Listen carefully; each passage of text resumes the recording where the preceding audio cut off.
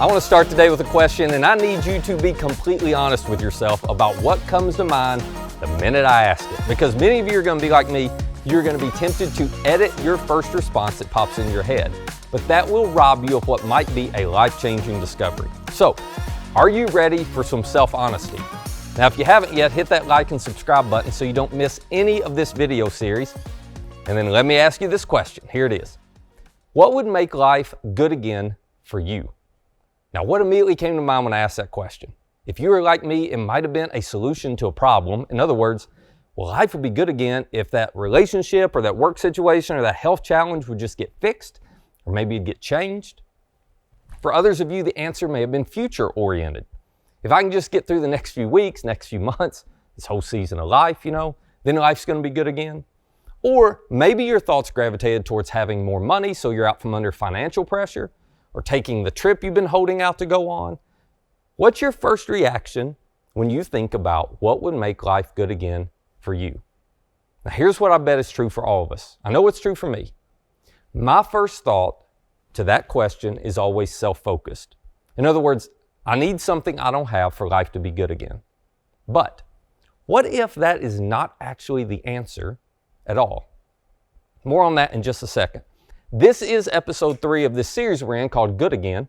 And the reason we're doing it is because after the last 3 years of challenges, health pandemic, economic challenges, social unrest, political tensions, there's been plenty, right? After all of that, we are ready for life to be good again. And we are all trying our best to get there. Some of us have decided the best way for things to be good again is just to isolate ourselves, close our circle, keep the world out, try to avoid any people, places, or circumstances that may create stress for us. Others of us, we've gone the other way.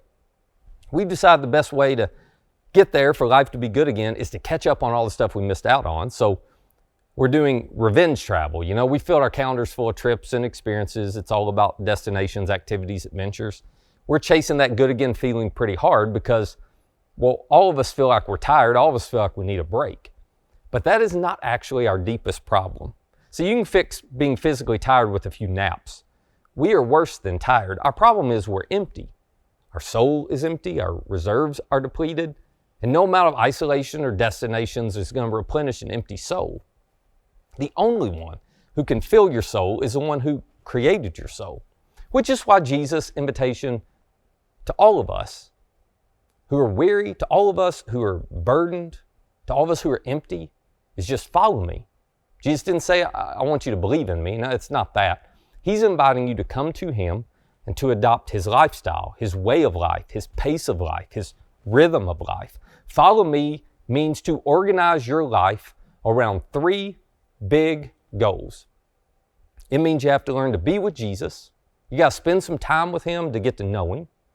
And when you do that, then you can secondly become more like Jesus in character. The more you're with him, the more you're going to learn to think like he thinks and value what he values, which is going to then let you do the third thing, and that is to do what Jesus would do if he were you. To start living like Jesus would live if he were in your shoes. And the promise Jesus gives us is that if we'll learn to do this, we will find rest for our souls. But here's the deal. Following Jesus takes us in the exact opposite direction of how we answered that question just a moment ago, doesn't it? Following Jesus leads us away from ourselves to where we actually find ourselves. Now, if you're wondering, and this would be a great question, if you're wondering how focusing less on yourself could possibly make your life good again, you are not alone. Jesus' closest friends struggle with that same idea too. Matter of fact, a big part of why they stuck with Jesus for 3 years through all the good times and the bad was they believed he was going to be their ticket to greatness. They incorrectly assumed that Jesus was going to overthrow Roman rule. He was going to set up his new kingdom, and well, guess who'd rule right alongside him? Yeah, his best friends. It's why so many of Jesus' teachings didn't make sense to them. Like us, they heard everything through this lens of, well, what's in it for me, So on the night of Jesus' arrest, they're in the upper room of a home, they're enjoying a Passover meal together, and it has been an extraordinary week up to that point. In the last 7 days, Jesus had brought a man back to life who was dead for 3 days. That's pretty impressive. Hundreds of people had witnessed it with their own eyes, and they'd begun to follow Jesus, so his following had grown. And then Jesus travels to Jerusalem with his disciples. He's met by several hundred people lining the streets celebrating him as the long-awaited Messiah. So everybody's talking about Jesus. Momentum's never been stronger. I mean, the disciples are certain this is the moment when he's going to take over. But Jesus has other things on his mind that night. He knows what's coming. So he's told them all about his suffering and death. He's told them it's imminent, but they don't get it. So on this night, his last opportunity to help them get what he's been trying to teach them. It's interesting because Jesus doesn't say something. He does something. And John, who was in the room and experienced it all, records for us exactly what happened. The way John put it is he tells us it was just before the Passover festival, and Jesus knew. He knew that the hour had come or the time had come for him to leave the world and go to the Father. John says, looking back, it's so clear. Jesus knew exactly what was about to happen to him. He knew the pain, the suffering, the agony that awaited him. So what was on Jesus' mind in that moment? What do you do when you know death awaits you? Well, here's what Jesus did. John says, having loved his own who were in the world, he loved them to the end. Or another way of saying that is, John goes, in that moment, when everything should have been about Jesus, he actually showed us the full extent of his love for us. His focus wasn't on himself. It was on loving well those that he loved deeply. And then John tells us that the evening meal that they were eating, well, they were in the middle of it. It was in progress. And the devil had already prompted Judas, the son of Simon Iscariot, to betray Jesus. Now think about that. Jesus' betrayer is sitting at the table, and Jesus knows it. I mean, surely he's not going to love Judas to the end, is he? Well, John tells us Jesus knew that the Father had put all things under his power. Jesus knew he'd come from God. Jesus knew he was returning to God. So John says, let me explain to you how he was able to love us in that moment. Jesus did what he did not because we were so lovable, John would say. It certainly wasn't because we deserved it.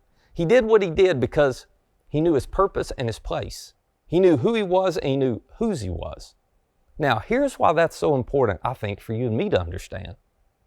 The depth to which you can love is determined by the extent to which you are secure. Now think about it. Insecure people, they are self-focused people, aren't they? And self-focused people do not have the ability to love well. But because Jesus was completely secure in his relationship with the Father, he had the ability to keep his focus on other people even when his life was difficult. He had the ability to sit in this moment that easily could have been and maybe should have been all about him. And instead he made it about his friends.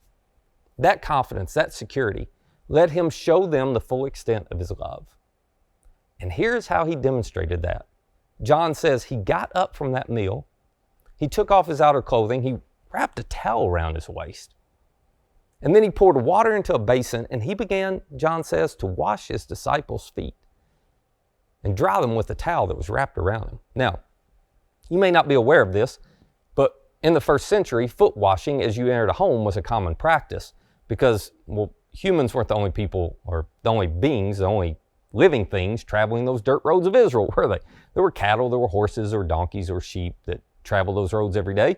If you've ever followed horses in a parade, well, you know you better watch where you step, okay? So first century folks, when they traveled from one place to another, it was impossible not to end up at your destination without some nasty feet. That's why in the home of every prominent individual in the first century, there would be a slave, there would be a servant at the front door who greeted you, and they would wash your feet before you entered, so you didn't track all that in the house. But apparently on this night, there was no servant at the door. And as the disciples walked in, none of them were willing to humble themselves enough to wash their friends' feet. So they just all walked to the dinner table, and they waited for somebody else to serve them. And that's when Jesus, John says, got up. He grabbed a towel, grabbed some water, and he walked their way. He started with Simon Peter, and Peter sees what he's about to do, and he says, Lord, are you going to wash my feet? And Jesus said, you don't realize now what I'm doing, the significance of this, but later you're going to understand. And Peter objects. He went, no, you're never going to wash my feet. And Jesus said, well, unless I wash you, you don't have any part with me. In other words, Peter, you still haven't figured it out. You still think your life is only going to be good if it revolves around you. That's why you don't get what I'm doing right now. But in a few days, you're going to get it, Peter. In a few days, you're going to finally understand. In a few days, everything I've been teaching you will make some sense. And then Jesus, when he finished washing Peter's feet, He washes Andrew's feet, and then James, and then John, and then Matthew, and then Thomas, and then Judas. Yeah, the very Judas who's about to betray Jesus, the one who least deserves love, receives it. And after Jesus had finished going around the table with all 12 guys, he puts the water and the towel back by the door. He sits down, and he asks them a question. He said, do you understand what I have done for you? I mean, you call me teacher and Lord, and Jesus said, you're right, that's what I am. But now that I, your Lord and teacher, have washed your feet, you also should wash one another's feet. To which I'm sure they were thinking, like, literally? Well, that's not the point. He says, I've set you an example that you should do as I've done for you. In other words, this was Jesus' way of saying, I created you on purpose for a purpose, but your purpose is not found where you think it is. You can't find your purpose focusing on you. It's not found in however you answered that question earlier of what will make my life good again. No. Here's where Jesus said you find it. Jesus said purpose is found across the border of what's in it for me. It's found when you cross the border into the other-centered, servant-hearted kingdom that Jesus introduced and invites you into. Now, my guess is in your most honest moments, you know you were created for more than just you. You know you're too small of a purpose to live for. And you know devoting your life to you doesn't leave you fulfilled, does it? Because none of those appetites or desires are ever fully and finally satisfied. We've all experienced that. So Jesus says, hey, quit chasing that and instead follow me. I want to lead you to a life that's good again. But the road to get there doesn't start with you. It starts with making your life about all the people around you. So if you want life to be good again, I want to invite you to trust Jesus enough that you will do something that's extremely counterintuitive.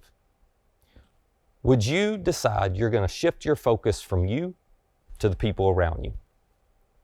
In the middle of your pain, in the middle of your heartache, in the middle of your frustration, in the middle of your busyness, your discontentment, your boredom, your emptiness, your chaos, whatever you've got going on, in the middle of all the goals you want to achieve, all the milestones you want to accomplish, would you be willing to turn your attention away from you and put others in front of you? In other words, would you symbolically put a towel over your arm? Follow the example of your Savior. Would you take your eyes off of you and onto the person beside you and prioritize them above you? Would you look for ways to serve others first? Would you put others before yourself consistently? Now, listen, if you will, a miracle will happen. And here's what I mean by that. In the course of serving someone else, you're going to discover significance. You're going to find fulfillment. You're going to find satisfaction and purpose. You will find a life that's better than what you have now.